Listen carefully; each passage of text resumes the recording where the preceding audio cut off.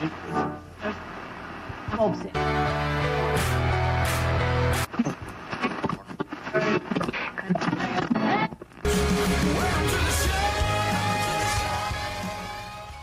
Raiders.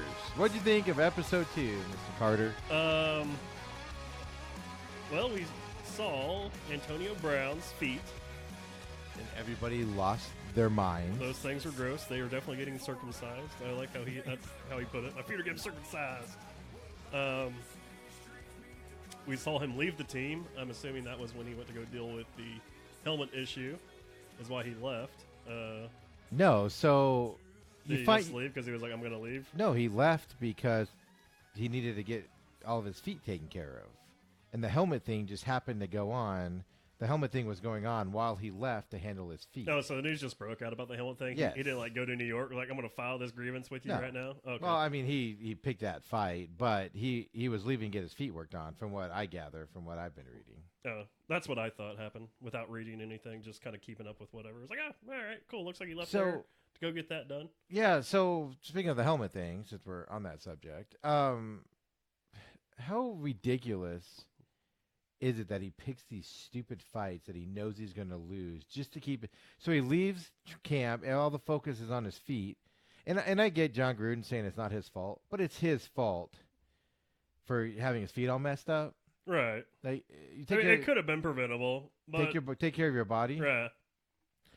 And so he disappears on that, and then he's like, oh, my helmet now. He's had 5 years to know that helmet's going to be expired. Not only that, he's got 30 other helmet choices to choose from. It's not like he's got one. It's not like the NFL said, this is your helmet. Well, he couldn't find the one that fit, the one that looked good. Tom Brady's on right now. He doesn't even like, but he's got a rocket. They all have to. Yeah. Jason Witten, his comeback, he said, he knew he was going to have to, so he's got a few helmets he's been trying out that he really doesn't care for. It's the players' fault on why they have to do that, because they sued the NFL because they were all getting head injuries. So the NFL said, all right, we're going to have an independent lab certify helmets. So knock off this bull crap where all of a sudden all the players are like, oh, my God, these helmets, we should be allowed to wear where we want. It's your fault. You guys are suing the NFL because you get head injuries. This is the players' fault. My rant for the day.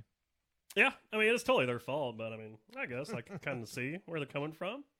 Need something good on your head that you're used to seeing, peripheral visions, all that stuff. It got so ridiculous and diva-like. Remember, after episode 1, we were both like, oh, it's good to see Antonio Brown isn't a diva. He's not a diva. Yeah. That guy, he's a blue chip. He's a good guy. He took his Steelers helmet and painted it himself in Raiders colors to try to get it to pass in practice.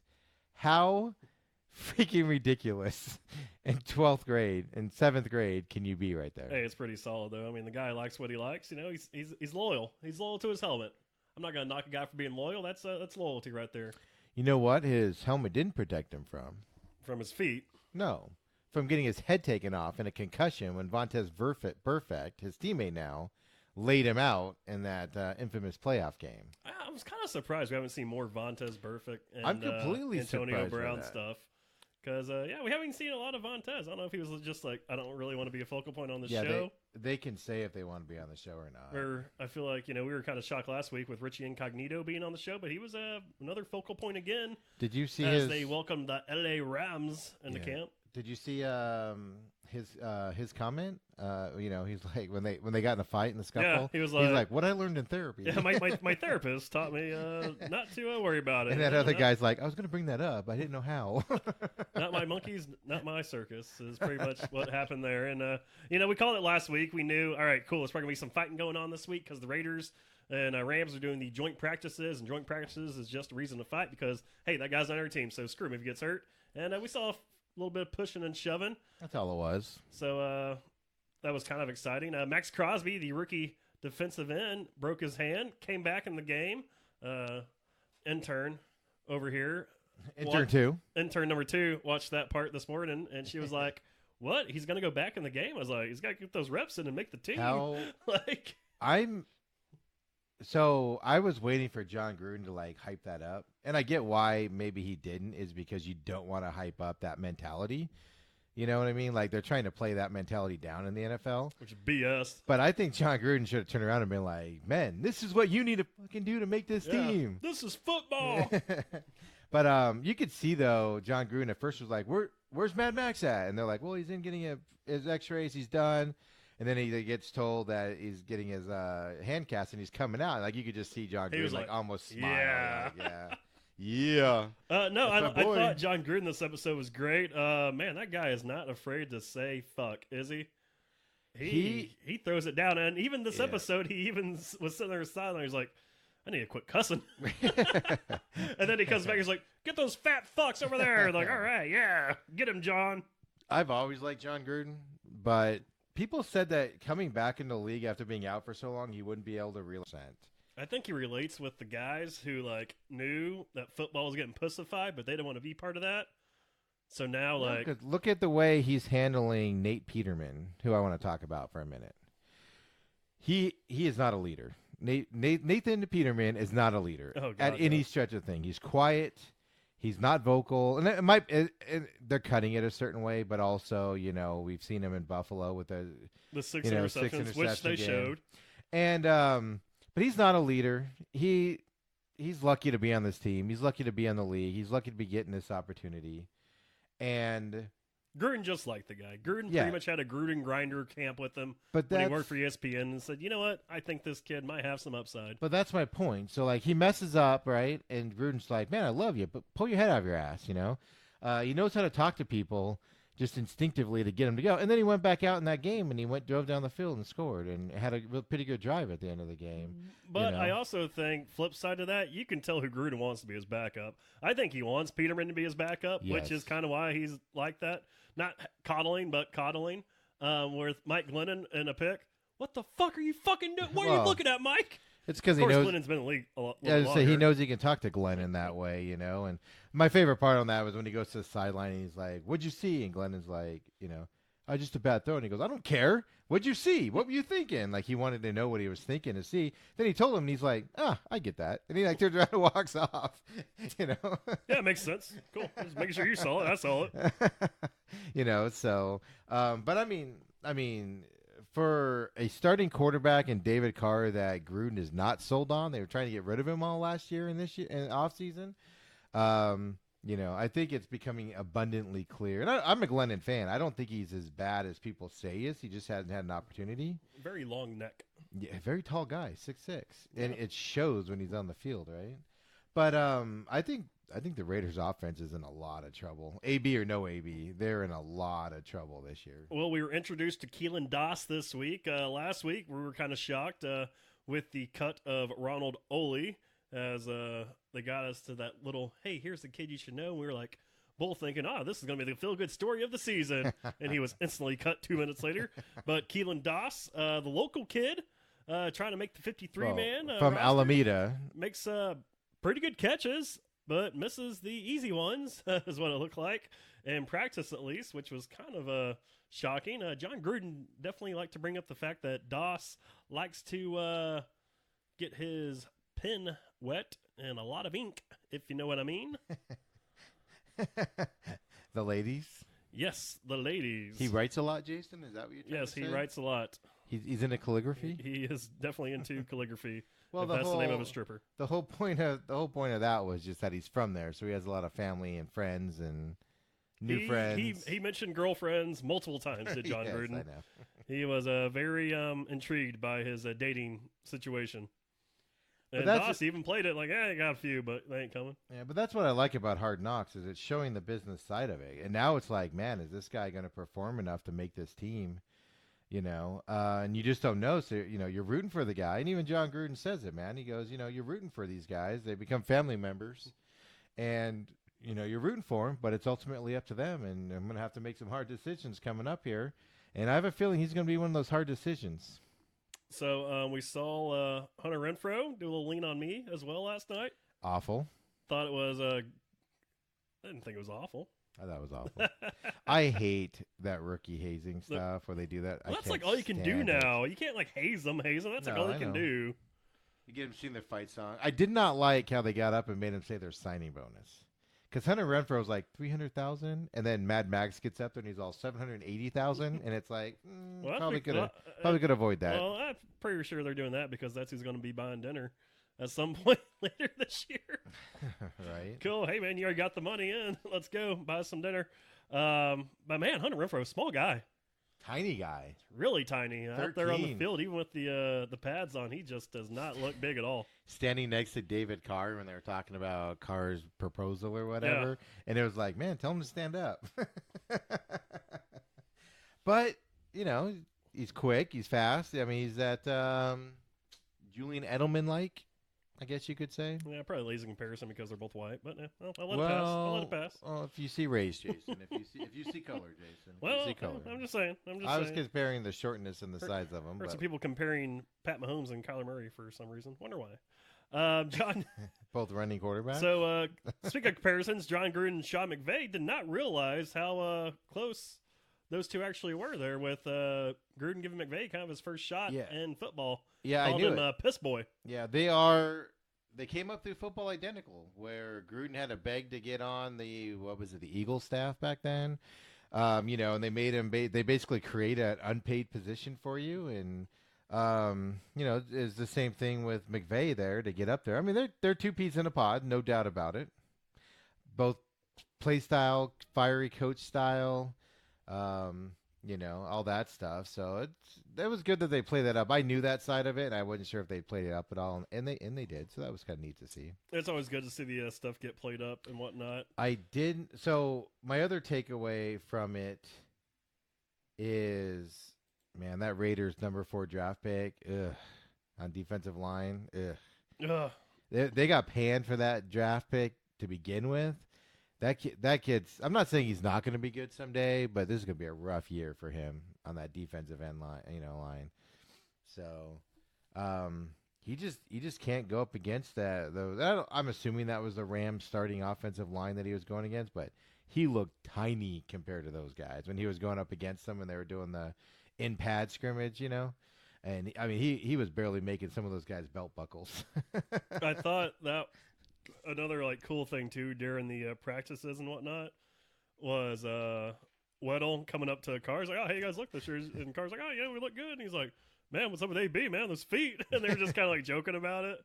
And then when they saw Aaron Donald out in the field, like, oh my god, that guy's a fucking beast. They were all even just in awe, oh. Even that 24 Abram was making fun of him and was like, man, if I was 290, I'd blow right through that guy. He goes, that guy's so big. And the teammates all like, no, you wouldn't. That's a different specimen right there. Like that's a different. You could see Donald in the distance, and he still looked overwhelming.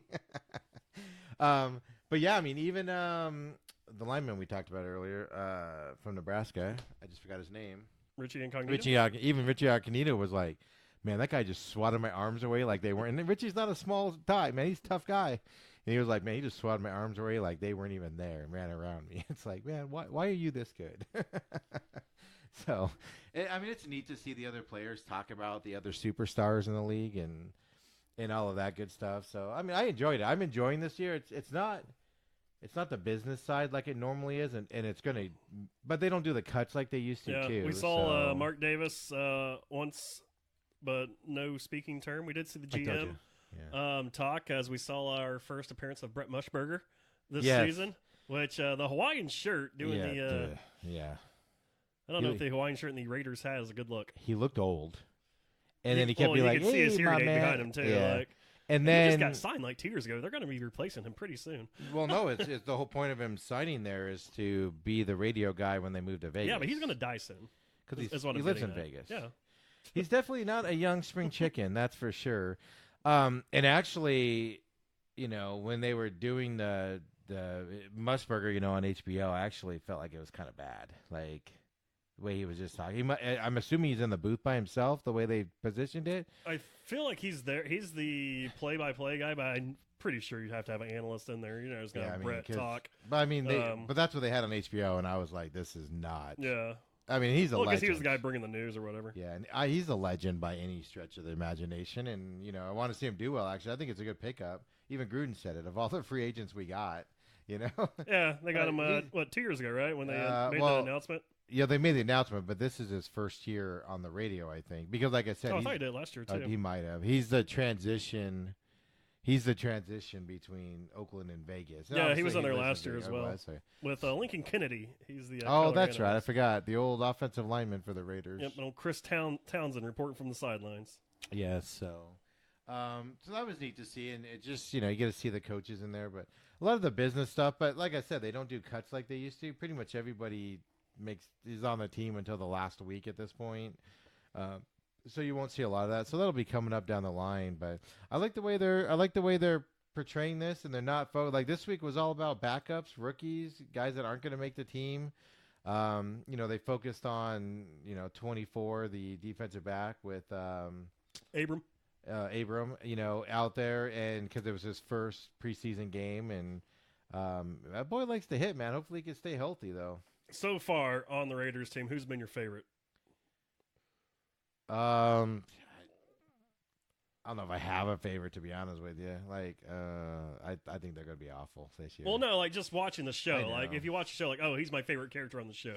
But that's the thing, though. I'm a big Abram fan. Yeah, from the show. He annoys the crap I love it. Me. I love that he annoys the crap. And I love that, like, Derek Carr, like, is so annoyed by it. He's like, "What's up, 24? What's up, 24?" Because Abram swatted the ball after the play. He's like, "Yeah, about time for me to play out here." Like I was all like, oh, I can get into Max here, 89 on offense. I get into this guy a little bit, and then this whole tattoo scene totally turned me off. Like, because they're different people on the field than they're off. Right. So, I don't have a favorite. I mean, I'd like to see. But he broke his hand and he came back. No, that was free. Trust me, man. I was like on my couch, like, yeah, we go get a cast of that thing, and get back. I mean, as soon as the trainer suggested it, he was like, yeah, let's do it. Which is a great sign to see. I mean, he's making the team regardless, right? I mean, fourth round pick, unless he just screws the pooch there. But no, I mean, I just have a hard time rooting for the Raiders right now, and I'm a huge John Gruden fan. I'd like to see him do well. It's just I just don't think this team's very good. It's not that exciting. I think they're in for a world of hurt. Well, I think John Gruden, just show-wise, don't care about the season itself, but show-wise, John Gruden's been great. He's my favorite by far. But Abram, I think player-wise, he's probably been my favorite. Although Richie Incognito is like a surprising second, just because what we know of Richie Incognito and the whole stuff he's been through, to him to like talk about his therapy and just seems like a peach. Count to 10 there, Richie. Count to 10. Richie. For a football player, like he's just old school as old school can be, and I love the guy to death as a football player. He will tear your head off, and he will kick your head down the road and, step on you as he's walking back to the huddle, and I love that football mentality. That's old school football mentality. But, then just the off-the-field stuff that goes with it just drives me nuts. But I've always rooted for him, even though he did turn down Arizona State back in the day. Well, he didn't get a scholarship, and he went to first freshman to start on Nebraska's line back in the day. I remember that very well. Guys got some screw looses upstairs. Hopefully he can fix that. He'd be one of my favorites. But yeah, no, I'm impressed with it. So we'll see week 3 coming up here. I mean, AB's got to figure out this feet thing. And from what I've been reading and stuff, I mean, it's a 6-month injury because you basically have to shave the skin off like every week or two, and then let it regrow, and it grows back the way it looks like, and then shave it off again. And frostbite's not something you mess with, man. Yeah, it was pretty gnarly. I've never had frostbite, thank God, and this is kind of like a new thing, I think, for a lot of players and teams to go into and end with, and like, hey, what's the recovery time? Like, you don't know. You just don't know. I was reading the other day, a couple other players actually had that problem. Had a problem similar to that and whatnot, and I think one of the players, I don't remember who it was, but one of the players was like, "Man, I wasn't back right for 6 weeks or 6 months." He goes, "Before my foot felt normal again." And when you rely on speed and everything, it's not like a lineman or a defensive lineman where you can just throw a cast on and go back out there and play. Man, you need those feet to run. And we've seen him; he's been trying to run, so I mean, he still likes to stay active and. He said, "Don't feel sorry for him." So, in case you did, I don't. Okay. I don't at all. There you go. That settles that. My opinion on that is, well, here's the interesting thing, right? Is they're not going to do it, but he did that in a non-football injury designation. They don't have to pay him until he comes back. True. They're not going to do that, obviously, because he's Antonio Brown, and they're on his side. But I mean, it's a long-term play here. But how happy do you think the Steelers are today when they read this stuff? And they're like, thank God. Oh, my gosh. Every Steeler fan watching Hard Knocks is going to be like, ha, ha, suck on that, you fools. Suck on that one, you thought. It's like, what in the world is going on? You know, and they're just like, oh, thank God it's you and not me. But, I mean, that move, was picked up for next year, not for this year. So this year is just like the last, last year to get ready for the Vegas move. Oh, yeah, the last hurrah in Oakland. Be happy. All those Oakland fans buying their brown jerseys. A lot of fake people bought those brown jerseys, and we'll see if they continue to follow the team after that while they're in Vegas. So first week of preseason's done. Week 2 kicks off this week. We get to see Derek Carr hopefully play on Hard Knocks, so that'll be fun. Do you have any big takeaways from week 1, or did you just kind of watch the Cardinals? Did you watch any other games? The only one I watched in its completion, obviously, was the Cardinals, because we're doing that. If you haven't paid attention or haven't seen it, we're doing a Cardinals Rewind every week after every game. So check that out, just a short 20, 30-minute review of the game, our thoughts, opinions. We'll be doing that all throughout the season.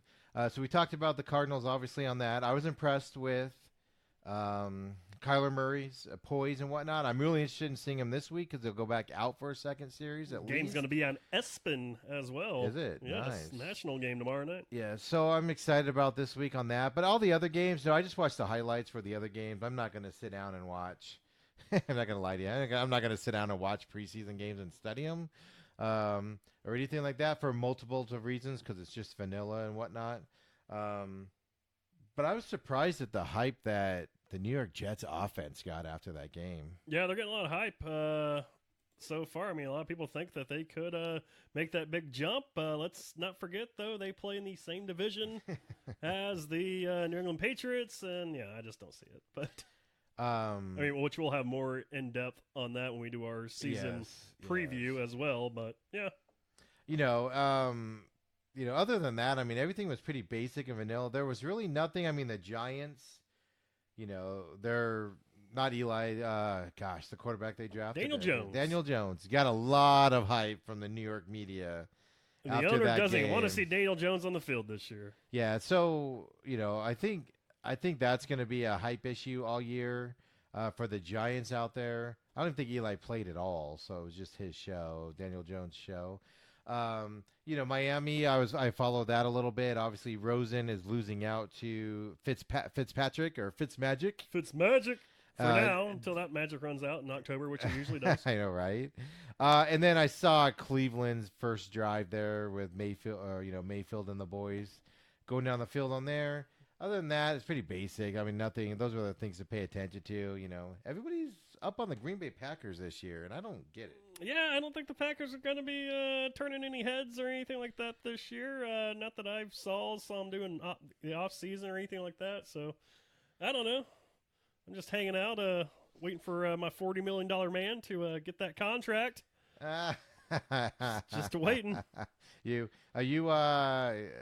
I was reading an article today that said Cooper is going to be the one to miss out on the big contract. That's going to be the mistake right there. Yeah, Cooper's now looking like the odd man out. I don't know. If the Cowboys sent offers to all three of them, and nobody has returned the phone call. And the Cowboys are like, what? Well, apparently one guy returned the phone call, but it just wasn't what they wanted to hear. Dak, right? He turned down the – but, I mean, you got to be careful on those offers because they said he turned down a $30 million deal. And you got to watch that because how much is guaranteed? Exactly. 30 per year and stuff like that. But this is just the biggest distractions for the Cowboys. On a team that doesn't need distractions, it's going to be a long season for the Cowboys. I'd rather do contract distractions than get in trouble and getting arrested for DUI distractions. Well, I get that. Pulling guns out on stripper distractions. He's no longer on the Cardinals, so that's not a distraction anymore. But I mean, your running back's in Cabo. He's going to come back fat like he does when he goes to Cabo. He's partying kept it pretty skinny when the first time went to Cabo and trained. It's just going to be a disaster season for the Cowboys, man. It's just going to be awful. Well, seeing what the East is, I still have them winning the East. Really? Over Philadelphia? Okay, who's going to lead Philadelphia to the playoffs? It's not going to be Carson Wentz. We know that. If you think Carson Wentz is giving me 16 games, you're effing mine. Out of your mind. But you're not gonna have Zeke all You don't want to year. worry about the Redskins. I want to worry about the Giants. I don't need Zeke. You don't need Zeke. You don't need Zeke to win. Okay.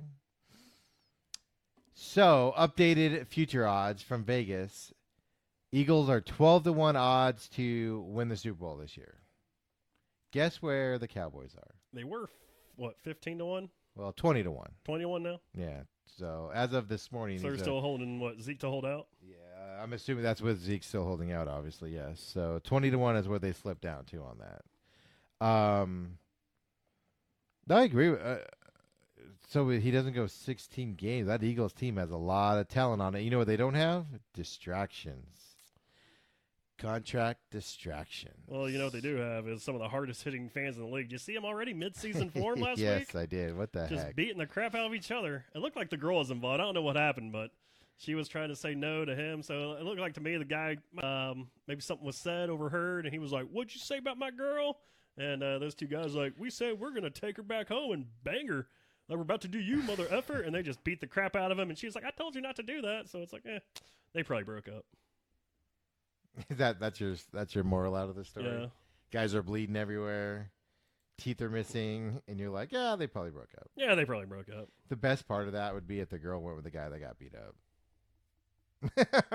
I think the girl was dating the guy that got beat up. She went with the other guy. Yeah, she probably went and got gangbanged by the other two. Well, if you want to go there, I guess. Yeah, Philly people. Right. They're not the classiest. So, how do you feel about the? You alluded to it. The Cardinals had to cut a defensive lineman that was projected to play a lot. Yeah, I mean that sucks. I mean, obviously, I guess what happened, pull a gun on a stripper. Don't know the full details of it. Here's what he does. Then again, I mean, the stripper did kind of take a while to come out about this. It happened back in May. You know, I hate this BS. I hate it. And you're going to say, well, just don't be an asshole to women. You know what? F you, bitch. Like, there should be a time frame on when you can fucking go in somewhere and say, hey, this happened to me. And it should be like 30 days. You can't be bringing up shit that happened 90, 80 days ago, whenever it was. What was it? June, July, August? Yeah, 90 days ago. You can't be bringing shit in now. Well, Jason, 30 days is your cutoff limit. That's what you get. Don't be an asshole to women. You get 30 days. Second of all, you don't. If you're in a strip club so long that you have to go out to your car to get more money. Is that what he was doing? Was he getting more money? Yes. And I'm still confused on how the gun got involved. But he was in there, and he had to go out to get more money because he was in there for so long. He's like, oh, I got to go out to my car and get more money. And he told the strippers to follow him. Yes. And then all the next thing you know, like, guns out. I don't even understand how it happened. But anyway, he gets cut because he wanted to see another piece of titty. Because the Cardinals, so he's like, hey, show me some more titty right now. Because the Cardinals aren't the Cowboys, and they don't allow their players to beat up women and stuff and disrespect women. So the Cardinals cut him. Did Zeke ever get? Really? Hey.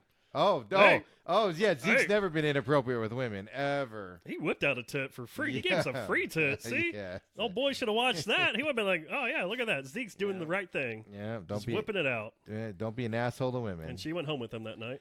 So then, well, not only that, but then after Steve Keim, the Cardinals GM, gets in a huge extreme DUI last year, the CEO of the operations, who's over the business side, not the player side, goes and gets himself a big DUI. We don't know the limit yet, but it doesn't look good. In Chandler, again. Well, that's where they live. Another Chandler. They need stay away from those Chandler cops. They need to move out of the Chandler. Yeah. When did the Chandler cops become like Rams fans or Seahawks fans? Right? They're like, oh, there's that guy. Let's get him. I mean, that drive's just insane. I mean, every Sunday making that drive, down at the stadium. I mean, especially right now for training camp, they're making that drive every day. They're staying at hotel. Well, he's the business side, so he doesn't need to be at the stadium. He has nothing to do with the football side. So he just stays at the Tempe? Because every sports team until Sunday, he probably goes. Yeah, they have a business side, and then they have a sports side. Right. And he had nothing to do with signing players or anything like that. He was strictly on the promotions, ticket side, all that good stuff. So, but yeah, I mean, it's just now there's all this talk here about the, Cardinals having an issue inside their house with all these arrests and players, and I mean, there's no doubt they give, they give people chances, but once but the controversy is this, right? Is Steve Keim gets was allowed to stay and keep his job. He was fined heavily. He got suspended for a little bit. Was allowed to keep his job. Then but you find out about this that happened. Then a player gets in trouble and gets cut right away. Well, I have two sides. I have two issues on this. One is executives should be held to the same, if not better, harsher standard than the players. The second side of it is this guy is CEO because he's on the business side. I mean, they got laws, HR, regulations involved here. You can't just go and fire a guy for that reason or whatever. Like, you have to stack up the things and whatnot. Whereas the players collectively bargained. You can get rid of a player for any reason you want to, et cetera, et cetera. So there's two sides to that people I want to lump together on there. This guy's a longtime Cardinals fan, obviously friend of the family because he's been part of the team forever and whatnot. But I mean, there comes a time where a change needs to be made. I'm not saying you jettison the guy altogether, but he's no longer CEO, right? Right. At a minimum, yeah, I think you'd have to take the title away. But then again, I mean, see, so that's the thing. Like, when you look at it on two ends of the spectrum, I mean, it depends on who you're talking to. They're two different sides of it. I mean, this guy, Darius Philon, pulled out a gun at the strip club or whatever. Well, that's a felony to begin with. Yeah, right. Where, I mean, the DUI, like, you couldn't say, oh, he's putting himself in danger, but then again, no, because if you hit somebody who's usually going to die, it's the one not driving impaired because, he's already pretty much limp. So it's like one of those things where it's like, but they pigeonholed themselves last year when they're like, Steve Keim, we're going to suspend you for this amount of time. So what? Last year he pretty much did what? Missed all of preseason, right?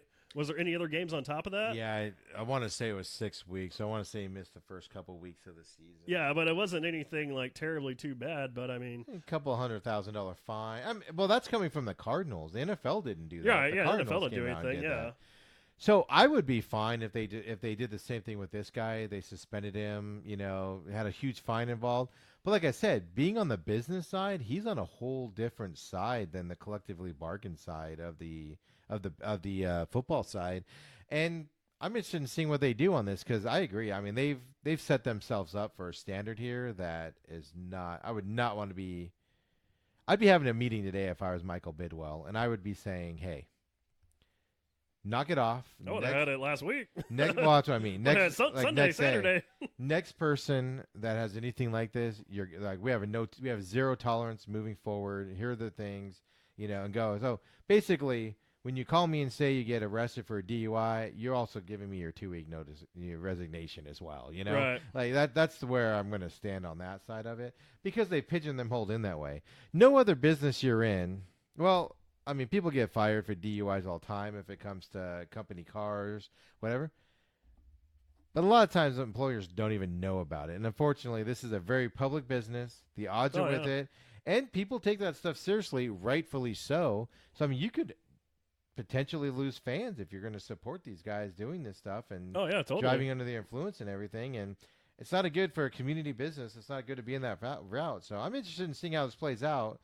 I think it's going to be a while before we find out what happens with him because, like I said, he's not on the football side. His deals aren't collectively bargained. He probably doesn't have a contract like Steve Keim did, that has it all spelled out. He's probably, on the business side. It's just more like, hey, you're our CEO, blah, blah, blah. They have to get HR involved. There's legal things you have to do. Being an alcoholic is a disease, and you can go to HR, and you can actually... Yeah, you can actually come in on top of this, looking, like the victim here. You go to rehab, you get fixed, and then they have to have your job for you and stuff like that. So, you got to separate the two sides. It's just no different than when Mark Cuban had the business issues on his business side, not the basketball side with the... groping of females and stuff. I mean, he had to handle that completely different than he did if it was a player or a GM or somebody on that side. So I'm really interested in seeing how it works out. But yeah, it's all the hubbub here in Phoenix now with the culture and blah blah blah of the Cardinals. But if they give us more stuff to do, people wouldn't go out and be getting blasted on a Friday night. I don't know what that means. Just have the preseason game on Friday. See, you had the preseason game on a Thursday night. You went out on Friday night. Would have been fine. Maybe you're celebrating that big preseason 1 win. It's got nothing to do with it, but wasn't it Kingsbury's birthday? Like, then they had Friday off. Like, was there a party going on? So I want to know where he was coming from. Like, was he at the bar or what? Like, investigative journalist. Yeah, was he coming from his office in Tempe? Yeah, like where was the guy coming from? Where he got pulled over in Chandler drinking impaired? That's what I'm more interested in, is what were you doing? Yeah, so we'll see. I'm sure, we'll hear at some point what the Cardinals are going to do with this guy, because it ain't going to get swept under the rug with the media here. The media is all over this story. Speaking of hearing at some point, tomorrow night we'll find out who gets evicted from the Big Brother house and becomes the next jury member. Will it be Cliff, or will it be Kat, or will what's her name, Christy, still be on the block? We'll find out. Well, we'll find out the veto part tonight, whether or not Christy is still on the block, but... What you got? I don't. You like the third nominee deal? I did actually. It throws a nice little wrinkle because it actually ruined a couple people's games because she sucked. All she had to do was finish second, right? Yeah. And she just could not figure it out. Yeah, and they finally were like, all right, we can't do this anymore. In case you haven't seen it yet, you're about to get spoiled. America's House vote. Spoiler alert. Pretty much America's House vote put the top three, or at least three, I guess, the people that they hate. They put them through this competition, and, it's funny because they knew right along. Like, Mickey got in there, it's like, no, they did this because they hate you. And Christy's just crying, like, America hates me. How am I coming off to America? Yeah, like, well, you're kind of coming off like a bitch. Like, they hate you, Christy. Well, they don't know. They're so isolated in there. They have no outside influence. They have no idea.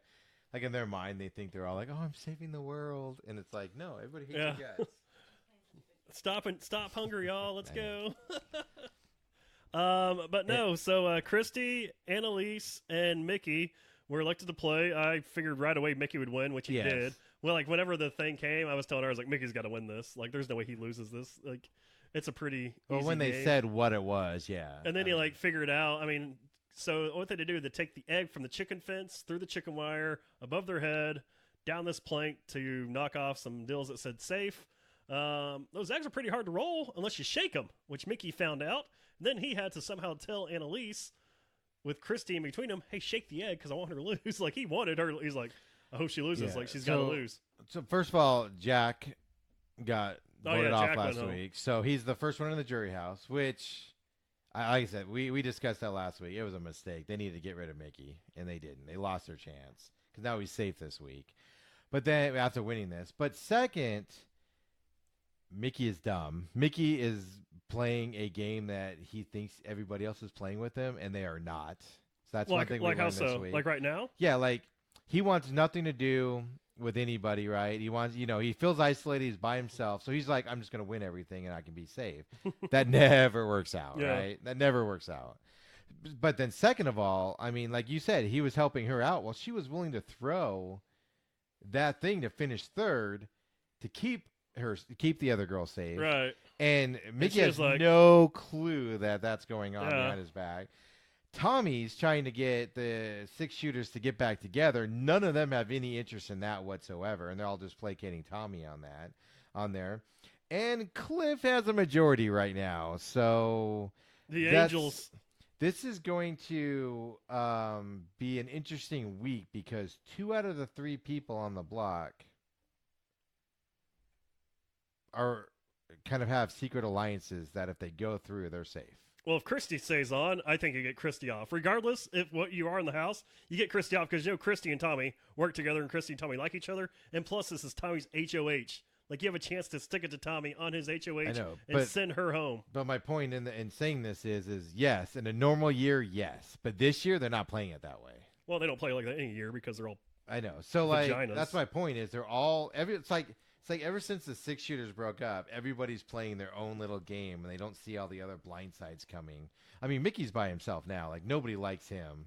Well, I have your alliance chart ready for you. Is it updated? If you're ready. Yes, the alliance chart has been updated as of this morning. Give it to us. All right. So you got the Staten Island connection and also the I used to date your sister connection, as Christy and Tommy are in their alliance. Tommy, obviously, HOH. Tommy trying to get the 6 back together. Not really happening, but he has Sis and Nick on the end with him. Sis, of course, used to date Jack, so she really had nowhere to go after everything happened. So she latched on to Christy and Tommy. And then Nick is just like, I need to figure out my game because right now I'm just like kind of a floater. Nick's a floater. He is a wild card. He went from being public enemy number 1 to a floater, which is awesome for Nick, playing a great game. So you got those 4 together. The other alliance you still have that Southern Alliance with Holly, Jackson, and Kat. And Holly and Kat, they have said that they are going to be a final 2. Jackson and Holly, they are dating, and then you still have Cliff in there, has given the kind of the Southern connection as well with that. And Cliff, he has his 3, the Cliff Angels, with Jessica, Nicole, and Kat. And see how that kind of goes. But I mean, I think Nick is going to side with Cliff and those guys more than he'll side with the other side. Yeah, I think if votes came down to it, Nick would go with those ones because he knows, all right, I have a chance to get you out later. Yeah, and that's what I mean by it'll be a better chance to get. And that's what I mean by Cliff has the votes. So if he stays on the block, he'll have the votes to stay. You know, that's the thing though is, you know, there's just so many weird things on this. So this week's going to be the make or break. If nobody makes a move this week, I've lost all faith in these people because they've had 4 weeks now where if somebody could have made a move and nobody did. What move would you make? Cliff and Kat are on the block. Who do you think's the bigger threat? Take Christy out of the equation. I think one of them's just those two that Tommy put up. Knowing how the vetoes go this year, I think one of them's going to get taken off the veto block. Whoever wins the veto is removing somebody from the block. And I suspect it's going to be Cliff. Well, besides all that, if those two, you had your chance to take one out, like who'd you take? No, you take out Kat because Cliff is, quite frankly, you can beat him in anything. And, I mean, they don't know this, but he's not taking shots on people, and he's promising stuff left and right. Yeah, Cliff is actually, I don't think he's broken a promise yet this year, so. Which is always the person's downfall. But it's working out for him. Well, it's a new America. For now. We got to love each other, all right? Yeah, so tonight, Wednesday night here, it's veto night, and then tomorrow night, eviction, and then the game's going to go one of two ways because somebody is going to get power in this house, and Cliff and his group should already They need the power back. But they should have had it for the dominating now. They should have gotten rid of 2 of the other people already. That's the problem. They got to get rid of those 2 now, yeah. So now if they don't do it, they're in a hurt of trouble because if they don't have those 5 votes, they're going to start getting picked off one by one. Because I can see Mickey, as hated as he is right now, I could see him regaining the power in this house and getting people to do stuff against him. All you got to do is win HOH. That's all it takes. Yeah, HOH, and you're good. He's safe this week. And that's his philosophy is he's pretty much done with everybody. Yeah. But his philosophy is I'm going to win everything. But we all know how it works. You never win it all. And he's letting the little people that fight do their thing.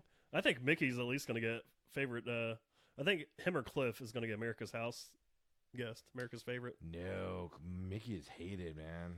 I don't know. I feel like now that his game's kind of turning, he's like, I actually kind of like his game right now. He had everybody up against him, and now all of a sudden he's like still in the house 2 weeks later. Yeah, out of pure luck. Yeah. But he's still talking his shit too. I like it because he went up against Jack, and he literally isn't afraid to tell the people who are like, maybe we'll work together. He's like, I'm not working with you. like, no, screw you. I'm not working with you. Yeah, no, but you that's gotta try to take me out. Oh no, you didn't try to take me out this week. All right, you know that's the downfall of people, though. It's coming. Just gotta be ready for it. We'll see. Go Mickey and Cliff. Hope they make a final 2. So we'll see. Exciting times. This is the part I like about this show, though, is when it gets down to these, because there's a lot of hard choices coming up. Well, yeah, because you got to think about the jury house, so you got to figure out what you're going to do there. So, yeah, well, that's the other thing, right? So, if Kat goes into the jury house with Jack, they're going to just conspire and put all their notes together and everything to do that side. So, it's going to be interesting. So, but if you put somebody like Cliff or somebody in the jury house against them, they can kind of neutralize it and kind of talk about all this stuff. So, the thing that I hate, if I may digress here about Big Brother, is Jack just outs everybody, right? And like just goes on this thing. Then he gets out of the house. He's like, man, I feel so bad. I totally backstabbed my friend. Man, shut up. The thing I didn't like about Jack getting out is Julie Chen just drilled the guy because he made some choice comments, calling the girl a bitch. And Julie Chen is Asian, so I could see why she would have a problem with that comment. Saying something about right, which that's just a saying, but you know, Asian rice, I don't know, but whatever. It's just a saying. They attacked my boy Jack. So they made him look like a terrible a-hole. They didn't show it. Well, he is, Jason. My boy Jack. He is a complete asshole. So they didn't show the goodbye messages on the show because they ran out of time. Yeah, I didn't even watch the goodbye So I messages. watched back. Did you go watch Yeah, them? and like people on the other alliance, I think it was one of the people in Cliff's alliance was like, now that you're gone, I could finally do stuff that I want to do, like leave my shake in the refrigerator without you complaining about it. Like Kat? I think it was no, Kat it wasn't Kat. It was issue. one of Cliff's people. It was Kat. Oh, Because that Kat was was talking about how much she hates him. Yeah. So like, I mean, when you're that hated to the point where you're that petty in that game, and you're like, "This is what I want," blah blah blah. Man, you ain't well liked. I mean, Get you out had a of good there. reason though to say. I mean, there are 9 different people in the house. They all put their shaker bottle in there. You're not gonna be enough room. So I understand where he's coming from. But Can you? Because the reason why he was mad apparently is because his wouldn't fit because everybody else was in there, and he was mad about well, it. yeah. So now you gotta take Because them all. he's a It's pretentious a-hole, all or none. and he's not a good guy. He is just he All thinks or he's none. God's gift to whatever because he looks like he has to live off of Jason Momoa because he looks like Jason Momoa, and that's the only reason I people guess pay that's the guy who attention played to him. Aquaman. Yeah, like he's the that's his fame is. Could you imagine living your life where the only reason people talk to you and like you is because you look like a famous actor in a movie about talking to fish? Well, Jack, when you get out of the house, hit me up. All right, we'll talk. I like you. We're friends. We can be You're the friends. one. Yeah, We so can be- we can be you friends, won't Jack. like him. You have 2 seconds, you'd be all yelling at him and be all upset with him because he'd tell you what to do, and you would be like, "Don't tell me what to do. I'm Jason Carter." Well, we'll have to wait and see until October. That's what when would he's- happen when he's right out of there. the house. Right, You- intern too. See, she's shaking her head. Yes. You want to invite him over for dinner? You would intern throw too? you would throw a total fit the second he tried to tell you to do. I don't like this something. guy. Oh, she's to tell me what to do. So Well, anyway, We'll see. NBA NBA schedule comes out. Anything shocking in the NBA schedule that? No, not a whole lot of shocks. Already getting emails about cheap Suns tickets for the April 15th matchup against Cavaliers. So that pretty much tells you where you're at with basketball here. And Well, Phoenix. both teams are going to be awful. Yeah, but a day after the schedule comes out, hey, don't forget your cheap Suns tickets are on StubHub right now. A little disappointed. The Mavs are coming here on Black Friday. Won't be able to attend that because I have a race. And then next year they're coming in March on a Saturday, and I'm already penciling in that we probably have a race that night. So, yeah, not making the Mavs games this year. Sad. First of all, wow, you know when the Mavs are coming, like you're planning it. Second Well, of yeah, all, when it comes out, I got to start making my plans. you have that really? Yeah. Ooh, why don't you just do what we did every other freaking year? You're like, hey, Mavs are in town well, tomorrow I gotta night. Do you want to see go? at least, like, oh, when are they coming in? Like, You would I be able to make that? have never planned for a Mavs game in your Well, life. I gotta see. Will Because I be able know to make that? because I'm sitting on the couch at 5:00 and you like call me up and you're like, hey man, you want to go to the Mavs game tonight?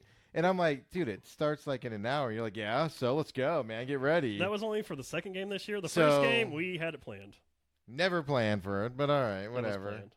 And second of all, or third of all, whatever when I'm on, fourth of all, fifth of all, whatever. You know what the race schedule is next year already? I'm assuming it's a Saturday night in March. I'm assuming that there's a Oh. race going on.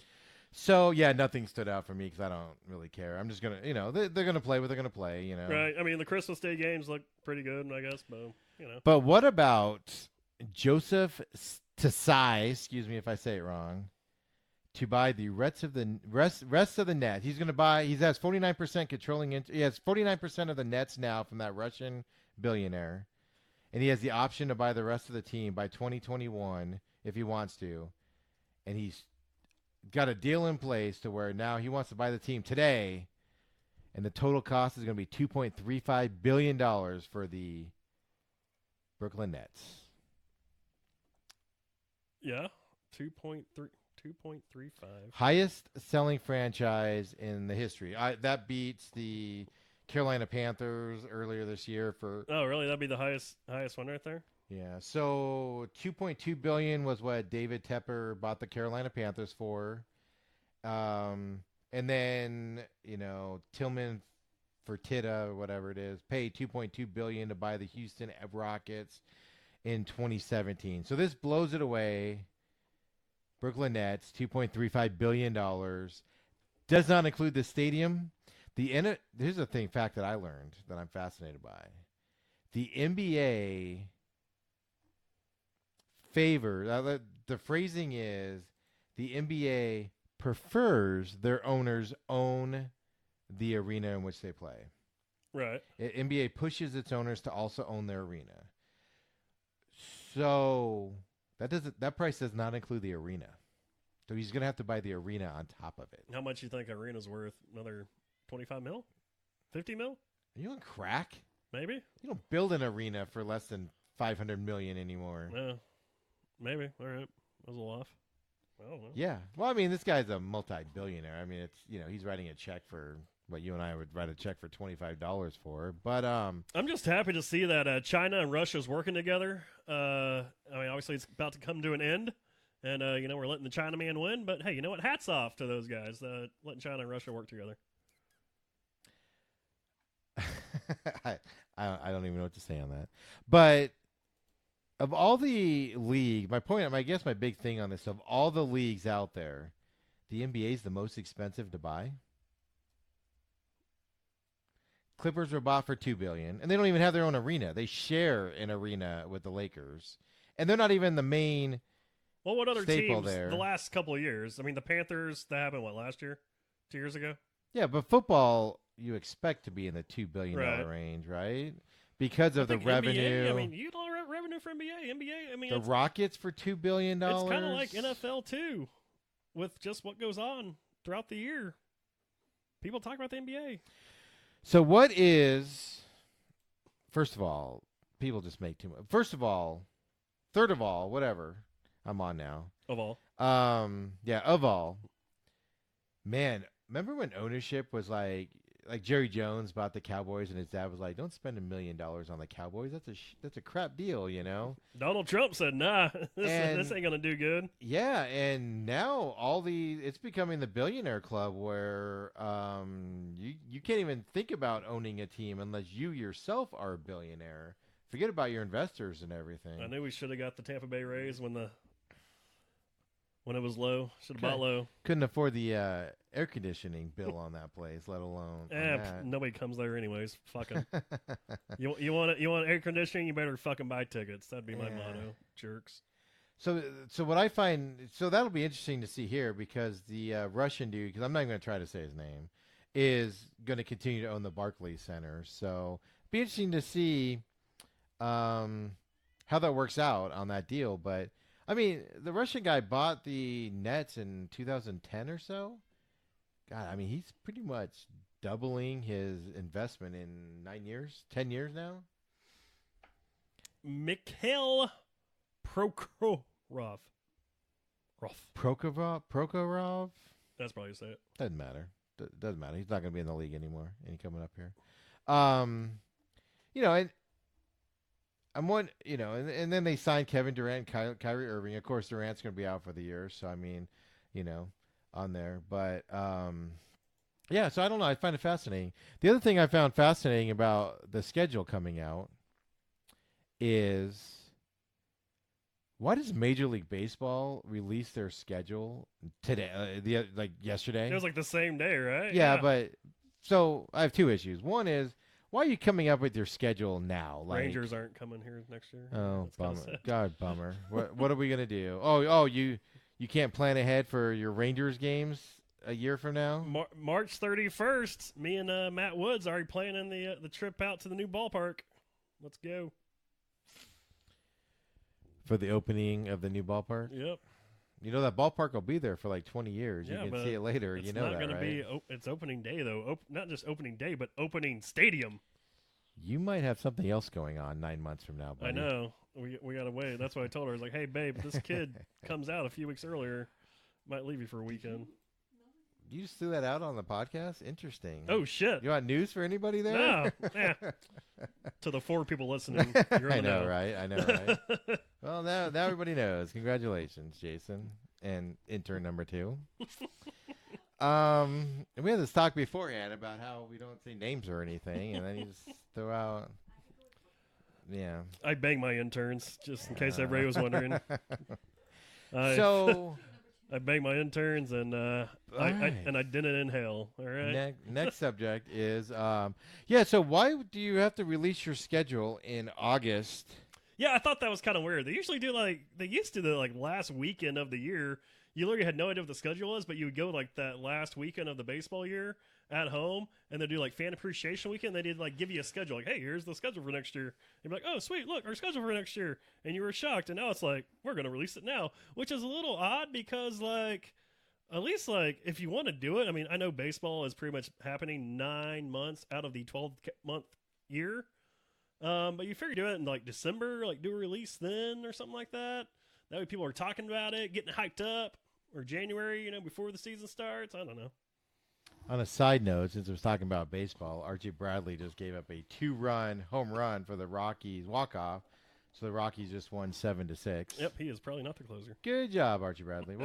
He was closer today, and it didn't work out for him. So, but the thing I hate about baseball is, so the World Series champion, like, doesn't even open at home sometimes. Like when the Cubs won it, they didn't even open at home. They opened on the road. Yeah, because the schedule comes out so early. It's so freaking annoying, and nobody's been able to explain it to me. And you can't tell me it's travel reasons. Well, it's because the thing with the Cubs, hotels in next July are sold out everywhere. Like for that, what they tend to do is the teams on the East Coast, they like to try to get them started somewhere. Perfect. You teed this up perfectly. Somewhere warm, right? Yeah, somewhere warm. Except for the Cubs next year open up in Milwaukee, Dome Stadium, cool. 3-game series. Right. Then they promptly go to Wrigley Field for a 3-game series at the end of March. Yeah. So they're starting, there goes that theory. They're starting somewhere warm. I mean, that's how it's been. I haven't seen anybody else's schedule, so I don't know what to tell you. I don't know, but that's usually the theory behind it. So there goes that theory. They usually like to have them start somewhere warm, and the schedule comes out so early, you can't be like, all right, well, Cubs won the World Series, so Cubs and Brewers, we're going to flip that series. And Cubs have to start at home because they won the World Series last year. Or, you're starting the road. You got to start at home because you won the World Series this year. Is that what you want them to do? You can keep like a floater series that opening weekend in case. Everybody. You could float everybody that's going to the playoffs, and you could float everybody.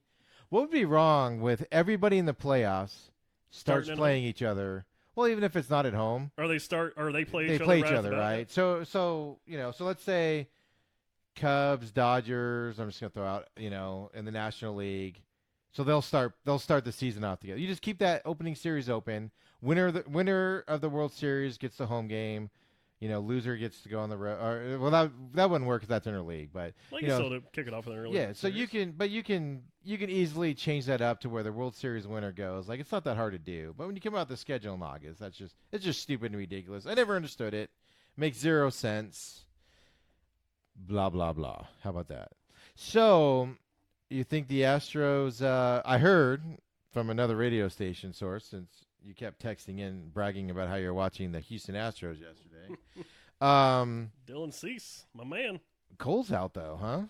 Yeah. Did we ever figure out what is the status of Cole Garrett? Did they ever or Garrett Cole, not Cole Garrett? Yeah, I was gonna say what?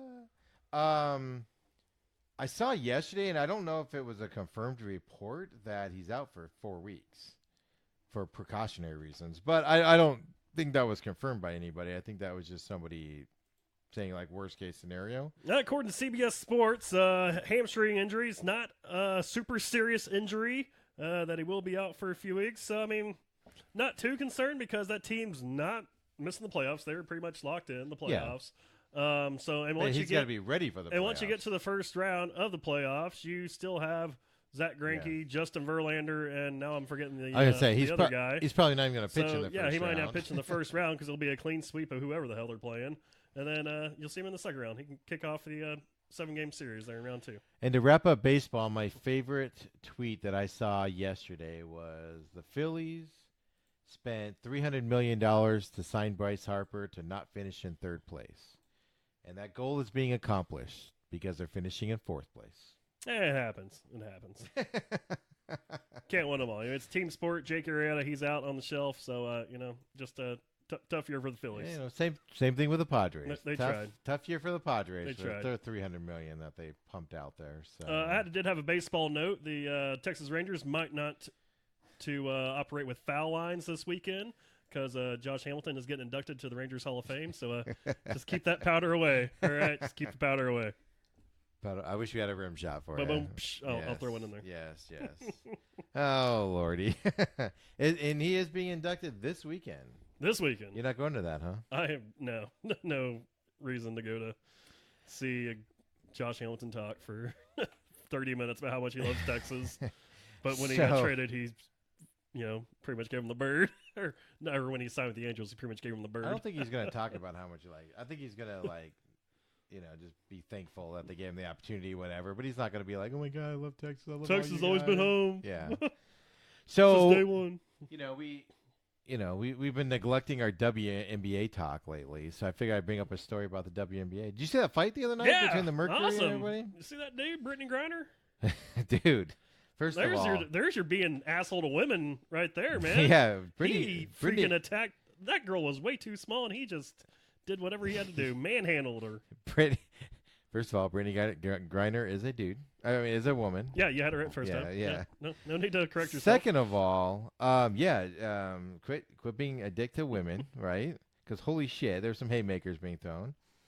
But then, like, the WNBA is pissing off all of their players because they want to fine them all the time and all that stuff, to the point where even like their stars, like Brittany Griner, is like, why am I? They don't pay us enough to play in this league. We can go to. They're trying to give them like NBA fines that they're on like a WNBA budget. And like if they look at somebody wrong, they get threatened to be fined or fined, and basically it's just like this huge fine league. And there are women's league. I mean, they go to Russia in the summer a lot of times, to play, and they make more money over there and everything. So I guess my bigger point on this is like, man, the WNBA seems like its business model is not doing very well. It's like the old baseball motto, before these super mega contracts where you were literally playing to, like, you had to go play winter ball down in Mexico to, like, support your family. Yeah. Like, they never saw it because you had to go do this. Like, these girls, they have to go play. I mean, there's probably, a handful of girls who can get by without playing. I think Brittany Griner's probably one of those. Isn't she on a pretty good deal? Yeah, but that's my point. Is she can still make more money elsewhere. Oh yeah, she flat out comes out and tells them that we don't get paid. They want to fine us for every little thing we do. We don't make good money here. We can make good money elsewhere. They want to fine us on everything, and it's just not worth it. It's nobody should be playing in the WNBA. I mean, she comes out and says that, That's not good because she's one of the superstars in the league. Trying to look here at this story that came out, the top paying player. See, this story I don't like because it says NBA players versus WNBA salaries, and it's like that's stupid. Yeah. And it's one of those says WNBA players are underpaid. Like, I don't know if they're underpaid or not. You know why? Because I'm not watching WNBA. So I don't know what they're getting paid, if it's getting underpaid or getting overpaid, because I don't watch it. I don't care to watch it. Well, I mean, that's why I hate when people compare it there. But I mean, look, I'll do it this way here. Griner's a former number 1 draft pick. From Baylor. She's a WNBA champion. Go Bears. Olympic gold medalist. 7-year veteran. Superstar in the league. One of them. And she's out there saying that. And it's not just this incident. She's talking about all the other incidents, and whatnot. And that's not a good look for a league that I don't know if it's faltering or not, because like you said, we don't watch it by any stretch of imagination. And the only reason we're talking about it is because this would be like LeBron James coming out and saying, I'm going to retire from the NBA because we're not paid enough to deal with all this deal. And I can get paid more money elsewhere. Like, that's how big of a deal this is. It's really not that big of a deal, because I think if the WNBA quit playing tomorrow, we wouldn't be talking about the WNBA. You would. How they quit playing. But there is other people out there that would. Yeah, but not a whole lot. Well, not a whole lot. If you go by that theory, the Premier League in England should shut down because you don't watch it too. No, because there are a lot of people that watch the Premier League in England. It's England's. It's not mine. A lot of people in England watch that. But I'm just saying, if WNBA, like, hey, we got to shut off doors, like, oh, man, that sucks. And then 2 weeks, we'd be like, oh. Anybody ever tell you you're a male chauvinist? It's not being a male chauvinist. It's, hey, I watched the girl. You're welcome, podcast Hey, world. I saw Simone Biles look amazing on that floor routine the other day. So, yeah, I'm not male chauvinist. See that? Did the triple-double flip? I did see it, actually. That's pretty solid. I mean, I don't know how impressive that move is in the gymnastic world because I'm not in that world. But I mean, just the people that, do one flip and I'm like, whoo! Awesome. Good job. Because I couldn't do it. You can do a front flip, I think, off the stairs. Yeah, right. Maybe not land right. Break my neck. So, but I don't know. I just wanted to bring it up that a league has a perception issue with their players because she's not the only one that feels this way either. You know, and I just don't think that's a big deal. You don't? I mean, I think that's a big deal. And I don't think it's a big deal. Because you don't watch it. Exactly. So did you see... Out of sight, out of mind. Mr. Texas? Are you a Longhorns fan? Longhorns. Hook 'em. No, not really. Oh, I didn't think so. So a lot of college teams, you know, they have patents on their logos. So like when a high school team or junior high team goes and does that logo, a lot of the college teams, let me rephrase that, most college teams go to that high school team and then they license them because they have to protect their logo. Like they have to. If they let one person get away with it, then a judge later on can say, hey, you let them get away with it, so right. This guy can now print your logo and you can't do anything about it. So they have to go out there. So a lot of these colleges will go to high school teams and say, hey, license the logo for $1, you know, problem solved, whatever. Not the Texas Longhorns. It's a local story because they went after the Payson Longhorns. That's right. And a team in Florida and a high school in Florida and sent a cease and desist order. And they've been using this logo. Payson Longhorns have been using this logo for decades. And just like all of a sudden one day, Texas went, let's be assholes to high schools. There's no negotiation on, basically, Payson has pulled down now, you're not getting any recruits, you know. Texas isn't getting any recruits from the Payson Longhorns. Right. Not even ASU or U of A are going to get any recruits from there. Maybe one guy can be a walk-on or whatever. It's a small town in Arizona, for those that don't know. So they pulled down the logo everywhere after decades of use, pulled down the logo from all their sites or whatever, and Texas supposedly isn't negotiating with them and says, nope, you have to license that logo, whatever. Dick move by Texas or what, Jason? What's your opinion? I mean, yeah, it's a dick move. I mean, I guess but do they have the trademark? I guess if you have the trademark, you'd be like, you know what, whatever. I mean, but I feel like they've been using it long enough. So decades. If it was like a new school, like, hey, we're going to change our logo. We're literally just going to follow the same exact blueprint because it is literally the same exact logo, except it's purple. It's purple. And I think the head's maybe a little bit more round on the top. But it's pretty much the same exact logo. If you were to paint that thing burnt orange, I'd be like, hey, Longhorns, all right, cool. Yeah, hook them, whatever the heck they do. And it's only because they're an athletic deal because restaurants have that same logo, and Longhorns can't, and the Texas Longhorns can't go after a restaurant because they can't. You can't do that. But in an athletic setting, they can go after. You're right. So I mean, it is a dick move. I don't agree with it. Like, who's gonna get that mistaken? Is like more especially my thing. Like in Payson, Arizona. Yeah.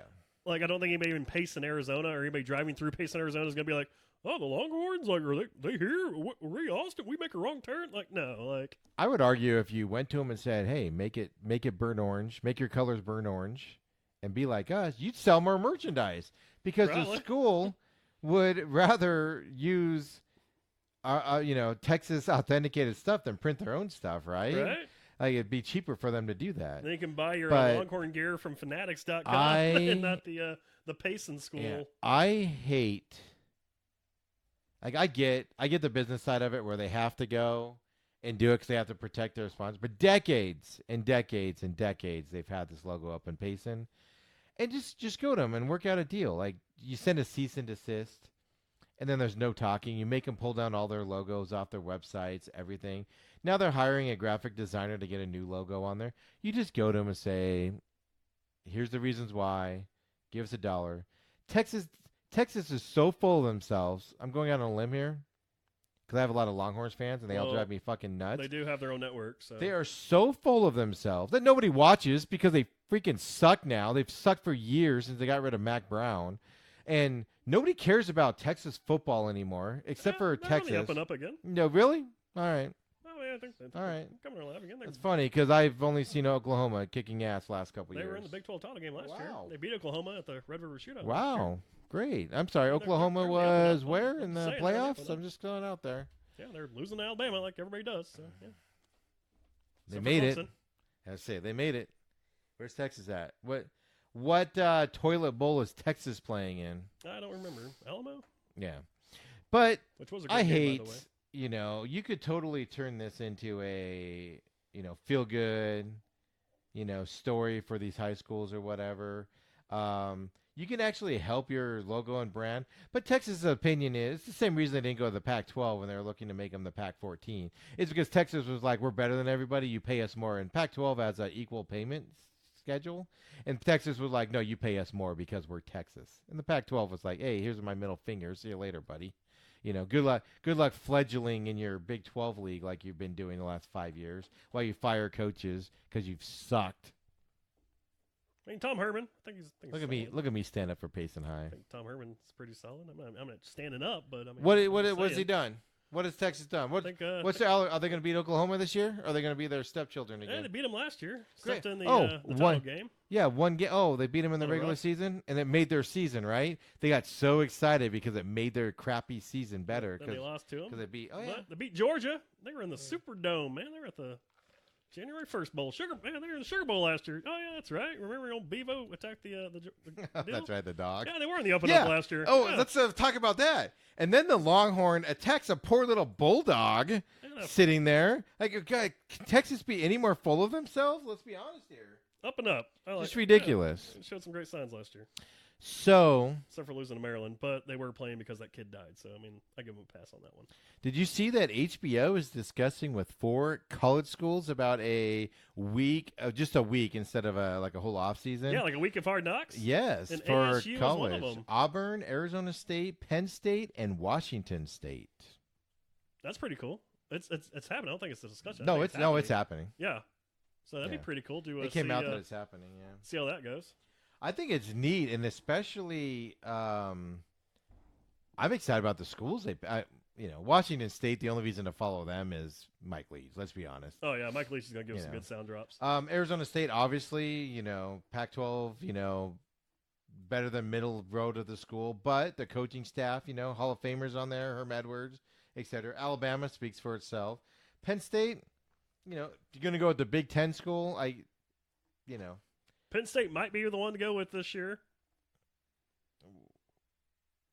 Do you think they're going to be better than Ohio State this year finally? Michigan finally? I think Ohio State's taking a step back because of their coaching. You can't cheat the same when you don't have we don't have the right coach. Right coach there. Your cheating tends to go by the side when you get a new coach. Although he's still on the campus and teaching an ethics class, ironically enough. Very good for him. Yeah. The most unethical coach in college football history is teaching an ethics class, everybody. Congratulations. So, no, that'll be exciting to watch, and it rolls up this year, too. So, I don't know when it's airing. But, it'll be, behind the scenes leading up to it. But I found it interesting. 2 Pac-12 schools. No? Not interesting? Well, I mean, interesting fact that they didn't branch out more, but then again, I mean, it probably has to come down to who wants to do this, especially in the college setting, because, all those kids watch Hard Knocks. Well, yeah. They do all that stuff, so it's probably like, we don't want to be, we know what we do in practice, so. It's a recruiting. I don't feel like everybody was clamoring to be on that one. It's a recruiting dream, right? For I mean, yes not, and no. Not for Alabama, not for Clemson, but I mean for Arizona State, Penn State, Washington State, kids are going to watch that and be like, "Oh my God, look at their practices, look what they do." Right. If they're looking at those. But schools. There's probably some other schools like, yeah, we ain't bringing them, we ain't pulling the curtain back here. Well, they're not going to show. What I would think. They're not going to show the cheating and stuff that. Well, not the cheating, but just Florida does. That happens. Stuff. They do. You like I keep outing the SEC for being cheaters. Gosh. Gotta hate winning, right? But I'm looking forward to that. That'll be exciting. Not because my favorite team's on there, but just because that'll be exciting. And then, Jason, speaking of potential schools that think they're full of themselves and think they're the greatest thing since sliced bread, the Ohio State University is looking to trademark the word "the." They still haven't yet?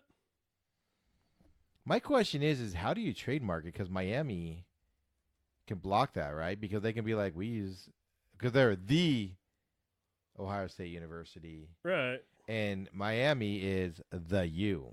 So how do you trademark the word "the"? Or are they is that like their thing? Like the you? Shoot. I don't Yeah, know. it's Well, the you. if nobody's done it, you might as well do it and get the hookup on it. But right now, I can tell you the U is being used for TV shows, not just the ESPN 30 for 30, but also That's my point. it is a television station called the U, independent television station. Oh, Channel 26. They're only asking for the CW. They're only asking for the trademark for use on clothing and hats. I'm surprised they didn't have it yet. You can't. My argument is you can't trademark the word "the" because I just gave you an example of another school that uses it. Well, if you trademark it before them, then you can use it, not them. Makes sense. I think it's stupid. So, like, dumb. It's dumb. It's just dumb. I don't know what else to say. I mean, if you get it before the other people, then what's the difference? Well, the other people can fight it or whatever. Well, yeah, they can fight if they want to, but if you get it before them and they don't fight it, boom, that's your word. The U quickly becomes just Miami, which it hasn't been the U since the 90s anyways. They still say the U. Yeah, well, they shouldn't. That team hasn't been the They U. just started saying the Ohio State University when they started getting that cheater Urban Meyer in there with his health problems. When Miami or Ohio Miami beat a good school, and they're like, oh, hey, well, this team beat it. It's like, no, that's not us. That's not us. That's the other one. We're the Ohio State, not Ohio State Miami. I think it's stupid. Let me go on record. My Ohio State annoyance is on high alert today. I like it. Mm-hmm. What else you got? The other teams that have the in it, first off, the U is just called University of Miami, so they don't even have rights to the U. There is University of Alabama is known as the University of Alabama. Jason? The University of Akron and the University of Arizona. Those are just hold on. 3 more examples for you. But Ohio State University is not their official name is not the Ohio State University. Yeah, dude, it's in the thing. It's in the crest. Shut up. Yeah, the is in the crest. Shut up. For real. Oh my God. It's the Ohio State University. It's Ohio State University. The Ohio State University is what it is. Because it's in the crest. That's what we call it now. Okay. Yeah, that's the crest. I don't know what to tell you. What else it is. It's dumb. The crest. It's the U. The Miami started calling it the U in the 80s, by the way. Now all of a sudden it's you're knocking the U because it's not in there. They've been doing it for 30 years, and you're like, oh, University of Miami. All Ohio wants to do is just have a shirt that says "the" on it, and then have the Ohio State logo on it. Which it's a dumb shirt, but that's all they want to do. That's all they're trying to do. But it's in their crest, the Ohio State University. Where if you go to Miami, it just says University of Miami. The U. Dollar shirt. Or matter of fact, I saw a shirt the other day that said the U on it, walking through Phoenix, Arizona. How great the team was back when Jimmy Johnson coached them in the 90s. Best teams back then, baby. It was. But there you go. That's where they're doing it. So more power to them. I hate how you do that just to annoy me. I'm just bringing up the facts, man. That's all I can do. Mm-hmm. So, what else you got? What else you got to annoy me today? I think that was about it. News and notes wise, I didn't really have anything other than Josh Hamilton getting inducted into the Hall of Fame for the Rangers. Did you know Mountain Dew was created to be used as a mixer for whiskey? And Mountain Dew and whiskey is a great combination. And the name was slang for moonshine? I know they did the Dew Lightning. Yeah, they did all that stuff. I know, but I thought that was just a byproduct. But no, and it was creative. That was created for that purpose and that thing. I know all that stuff afterwards, but nice. So in the creation of it, that's what they came up with. Have you had Mountain Dew with whiskey? It's pretty solid. Probably not. It's a solid combo. I'm not a Mountain Dew fan. That's something people in Tennessee do. Wasn't it founded in Tennessee or West Virginia? I think it is. One of those places back there. It was founded. I know. It's weird. People in like Alabama, they put like peanuts in their Dr. Pepper. That's weird. That's blasphemy. Yeah, that's just weird. Yeah, just keep upsetting me here, Jason. Today. There you go. You wanted something else annoying. You know what? Alabama needs to leave the union right now. Well, I think the guy I know is from Arkansas, but he's an Alabama fan. I don't know. Maybe it's Arkansas people. Do you wear shoes without socks ever? No, can't stand it. Hate it. Won't do it.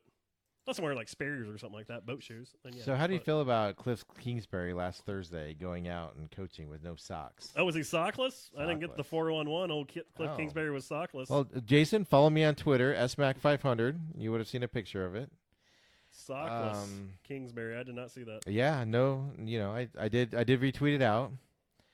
I put coach start setting trends or forgot to put them on. No, I think I just can't stand that feeling. Right? And then he's got those like black like coaches shoes on top of it, like not even like the Miami Vice ones, kind of a deal. So it's a whole deal there. So I don't get it. Yeah. It's weird. That's weird. I couldn't do it. Could you do it? No, God no. Like not even like in boat shoes, and no, just too restrictive, right? Yeah, I mean I do the boat shoes. It's not that bad, but the regular shoes, like because I mean if you're wearing like water shoes, you wear them without because you're in the water, and that just helps you walk on rocks and stuff. But I'm talking about like, when you're out sailing and yeah, I could rock the new. You got the slip-ons and you'll slip on Sperry's no all day socks. long, baby, all day long. And then intern 2 does not like Sperry's at all. Did you? I don't. Almost had interns 2 son get some Sperry's, and she was like, "Ooh, what are those?" She was not a fan. Yeah, stop of the Sperry's. Stop letting Jason dress your kids. Hey, you gotta be ready to hit a boat or the golf course at all times. So, University of Tennessee has lost their defensive lineman for a long time. I tweeted you on that. Stuff happens. I was like, man down, man down. Stuff happens. And then the other guy is like possibly is suspended, right? He doesn't know when he's going to get him back. The other stud. I wasn't expecting much this year, so we're still hanging in. Can't wait till the season to start. August 31st. Don't forget to come out to RT Sullivan's. So at the stupid. God, that's just going to be a. Please don't go there. Are you going to go? It's going to be. I think I have to, right? 'Cause I'm in the league. It's going to be a waste of time. You don't have to go. I have to go. I know. This is a waste of time. I'm gonna have to work that night. So, now you got me all like. Now you got me thinking about that. So I was making fun of. Got you all blundered. Yeah, no, I was making fun of last Thursday night at the Cardinals game because the ref had announced 4 penalties on the Chargers, and he did a really good job of it. And then I get on Twitter, like at the game, and I see that's Ed Hockley's son. Oh, really? Ed Hockley's son now reffing? Nice. Yeah, so he's in the. He was in the Pac-12, so I don't know when he got. Was it last year? I don't know when he got promoted up. But I mean, he nailed it, man. He had all 4 penalties, numbers, decline, accept. A lot of times halfway through, the referees have to like stop and like ask somebody something. Right, especially preseason. Like, hey, what was that? Dude, he had them all, man. Like father, like son, right? On that side. No, he's been in the league for a while. Here, it looks like. I remember he was Pac-12. I don't know how long he's been in the league. A year, maybe 2. He hasn't been that long. Ed Hockley's son will be joining the. Oh, hang on, stupid ads. This was 2014. Yeah, he's been in for a while. 2000 what? 14.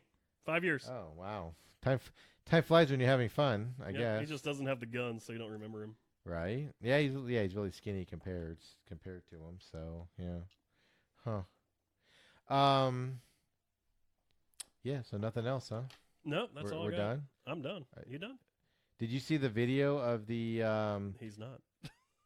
The guy with the TV for a head leaving TVs on porches at night. I did not see that. Again, Jason, follow me on Twitter, SMAC500. Apparently not, because you're missing out on all my goodies here, man. Yeah, so some guy dressed up and he has a TV for a head is literally leaving TVs on people's porches at night, and people are catching him on like their Ring, and yeah, it's phenomenal. Oh, there you go. That's an old tube TV. He's just leaving TV. Like, wow. That's all. Oh, are they trying to arrest the guy or what? I don't know. I didn't click on the link. I just thought the headline was fascinating enough for me. Let's see here. Mysterious man wearing TV on head leaves old TVs on porches. Man masked with a small television has been spotted leaving older model TVs on porches and steps in Virginia, of all places. Several doorbell home security cameras spotted the man leaving small holder model TVs on the porches in Henrico County and simply walking away. He's seen clearly on footage donning a small television on his head. At most, this seems to be more inconvenience to the community, said one Henrico police official, suggesting the mysterious gift of obsolete TVs was simply a prank and was not meant to target anyone individually. We got an old tube-style 13-inch TV, said homeowner Jim Brooksbank. It's summer, and people are getting ready to go back to school. Maybe TV Man was just ready to strike and put a little humor in our lives. Yeah, there you go. I thought my son brought it home, but apparently not, said neighbor Michael Kroll. They had way too much time on their hands if they had all these TVs and spread them all over the neighborhood. I think it's just a prank. Some college students who are just bored. My favorite part about that story is just how annoyed people are that somebody left a little stinky TV, old TV on their patio. Like, people are like, we don't think they're targeting anybody. Who the hell are you targeting on that? Like, who? This guy left a 20-inch TV and a Sega Genesis on my patio. What the fuck? He's out to get me. Like, they seem so offended by it, right? Like, I mean, luckily it happened to just white people, it looked like, through the names. If this happened to a black guy, they're screwed. Black guy, you start bringing in race. Then maybe the TV was black and white, too. And it's like, oh, what? Really? Not going to bring me a color TV? Yeah, it's just, I mean, no, it's a sticky subject right now to get into. What world are we living in where people are, like, mad a dude left a small TV? They just seem mad. They were just like, well, the guy's like, it's a minor inconvenience. Well, that was for the cop. community. That was what the cop said. Cop, go pop a beer. He says at most it seems like more of an inconvenience. That cop needs to go and go to the bar and just, dude, you would freak. I would walk outside and be like, what the? But like, why is there if I didn't know why it was there, I'd be like, what the heck? But then you see the video, like then you go to your Ring camera, right, and you see the video. I'd laugh. I'm laughing just because, like. What a genius. The guy made a costume with the TV for a head and is dropping televisions off. And people are like, man, this isn't cool, man. This guy. This isn't cool at all. What is going on in the world? Like, what happened to people's sense of humor, man? That's classic, I think. So Dak Prescott, huh? $40 million, huh? I mean, hey, you got to ask for what you got to ask for, right? I mean, he's playing the game. Obviously, he's not going to get the $40 million, but only way he can get to $40 million, I was reading, was he has to be franchised after this year because his contract's up. So he'll get franchised, and you get the average of the top 5. And then after that, then he can ask for 40 and get it because that's a nominal pay raise. Obviously, it'll be staggered over, years. See, like, and that's what I was thinking too. If I'm the Cowboys, like, get Cooper, get Zeke. If like you want to keep Zeke, I really don't believe they really want to keep him. I don't think they do. Beyond either. This, I don't even think they want him for this year. I mean, they have 2 years left with him under contract, but I really don't feel like they want to keep him past the contract. I think they're willing to. And I think they're probably listening to offers, right? Well, not just that. I think they're willing to let him sit out as long as humanly possible. So I think that's the angle they're playing. The problem is that Jerry Jones isn't young anymore. He sees his, ownership reigns coming to an end here in the next few years. Let's be honest. His window's getting smaller. So he's just going to go for it, right? Just to try to get that one last championship. But I mean, there's no doubt Stephen and the boys are, Stephen Jones and the boys are, in his ear and running the team and everything and keeping his head on straight. But, totally. I don't know, but yeah. So speaking of lists, last week was your list year. Yes. They did a list of, we'll have to do this like next week. The mascots of like the leagues. Okay. Best mascots in each league or whatever. Is that your teaser for next week? Sure, we can do it. If I you want to do that. I can dig. Go on that, because I saw one earlier about, the top 10 greatest mascots in college football history from SI, which Did I you can't agree with stand. University of Tennessee Smokey was number 10. A freaking dog is number 10. Should have been number 1. Not even a special dog. What's so special about Smokey, Mr. Tennessee guy? Should have been number 1. We'll talk about it next week, I guess. Yes, right. But yeah, no, we can do it by league or whatever. Because I mean, obviously, the thing that drives me nuts is the Stanford Cardinal tree is always ranked high. No, it's a tree. It's a funny looking tree too. Freaking tree with eyeballs. If you were walking through the forest and you saw a tree with eyeballs, you wouldn't think it was cool. You would freaking turn around and run, right? And the tree was dancing and had eyeballs that were all squiggly. You wouldn't hang out. You turn around and run. Right? Intern 2 agrees with me. Intern 2 and it always ranks up there, you know. It's like the Kansas Jayhawks. It's cute. It's a giant bird. But beside that, it's a giant bird with shoes. No, thank you. I'm sorry. Birds don't wear shoes.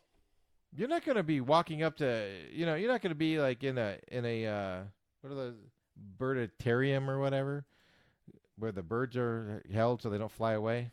You're not going to be hanging out in those, and then one lands next to you and it's got high heels on. You're going to double take and probably not stand next to that bird very much longer. Just throwing it out there. All right. Well, my rant on. Well, there you go. My rant is falling flat here. Next week we'll talk about it. Yeah, all right, we'll do it on the main event. So we hope you enjoy us, or we hope you enjoy us. We hope you join us. Hey, Jason. Yeah.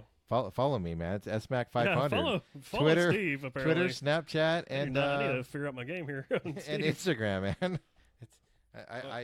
I post some pretty funny stuff. I'll follow you from a burner account, I guess. And then you can follow us at the Main Event Pod, and then follow me, Jace Carter 03, and yeah, we'll see you next week. God bless you, God bless the troops, and God bless America.